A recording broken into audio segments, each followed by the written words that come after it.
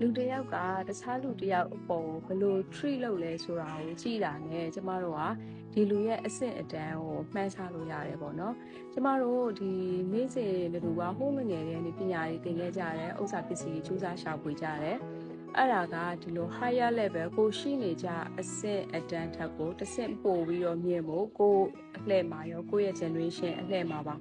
မြင့်ဖို့ပေါ့နော်အဲ့တော့ကျမတို့ကနီးလန်းပေါင်းစုံနဲ့စူးစမ်းကြတယ်ဒါပေမဲ့တစ်ခုကအဲ့ဒါကိုတစ်ခုတစ်ခါကြီးစူးစမ်းကြမလို့ပဲနဲ့လေကျမတို့တစ်ဖက်လူကိုဘယ်လိုဆက်ဆံလဲဆိုတဲ့ပုံမူတည်ပြီးတော့ကျမတို့အသိရှိနိုင်တယ်အဲ့ဒါကဘယ်လိုလဲဆိုရင်တစ်ခါလေကြာရင်ကျမတို့က room တစ်ခုတည်းကိုရောက်သွားတဲ့အခါမှာ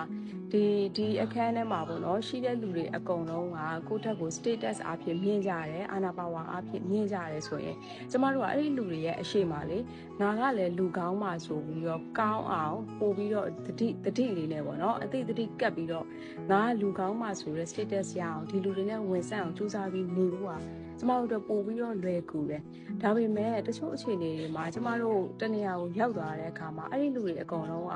status အာနာပါဝါအဖြစ်ကျမတို့လောက်မရှိသေးတဲ့လူတွေနဲ့တွေ့ရတဲ့အချိန်တွေရှိတယ်အဲ့ဒီအချိန်တွေမှာဆိုရင်ကျမတို့တကယ်ဆက်ဆံတဲ့ပုံကဘယ်လိုလဲဆိုတာကိုကြည့်ပြီးတော့ကျမတို့ရဲ့အဆင့်တန်းကဘယ်လိုလဲဆိုတာကိုခွဲခြားပြီးသတ်မှတ်လို့ရတယ်တချို့လူတွေရှိလားမသိဘူးဒီ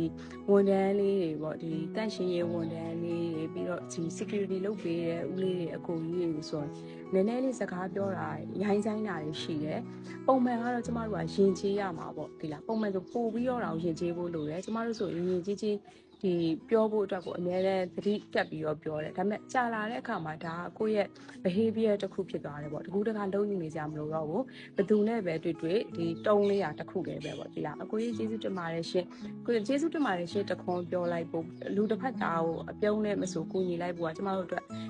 daily လုပ်တဲ့ဒီ daily routine တွေထဲမှာတော်တော်လေးကိုလွယ်တဲ့အရာတစ်ခုပေါ့နော်အဲ့တော့ကျမတို့ကကိုယ့်ထက်နေပါသေးတယ်ကိုလောက်အဆင်မပြေသေးဘူးဆိုတဲ့လူတွေကိုတွေ့ရင်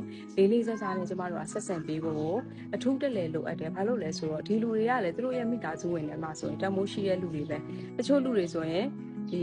တာသမီတွေလည်းစူးစမ်းတဲ့အမေတွေရှိနိုင်တယ်ပြီးတော့ဒီအိမ်တော်ဦးစီးဖခင်တွေရှိနိုင်တယ်တချို့အသက်အရွယ်ကြီးသွားတဲ့အဖိုးအဖွားအရွယ်တွေဆိုရင်လည်းဒီကျမတို့အဖေအမေအရွယ်ထက်တောင်ကြီးသေးတယ်ပေါ့နော်သူတို့ဆိုရင်လည်းသူတို့အိမ်ရဲ့စာဝတ်နေရေးရလုပ်နေရတာရှိတယ်ဒီလိုလူတွေဆိုရင်လည်းကျမတို့လေးစားစားနဲ့သူတို့လောက်ရတာဘာအလုပ်ပဲဖြစ်နေဖြစ်နေသူတို့ကိုလေးစားစားနဲ့သူတို့ရဲ့ status ကိုကျမတို့ကဒီသုံးပေးဖို့လိုတယ်ပေါ့နော်ကျမတို့ရဲ့အပြုအမူအဖြစ်စကားချိုးသားသောစကားအဖြစ်သုံးပေးဖို့လိုတယ်အဲ့တော့မှသာကျမတို့ကဒီ class က okay အဆင့်တန်းတော့မြင့်ချင်တယ်ပြောပြီးတော့ကျမတို့ရဲ့ဒီနေ့စဉ်လုပ်တဲ့ manner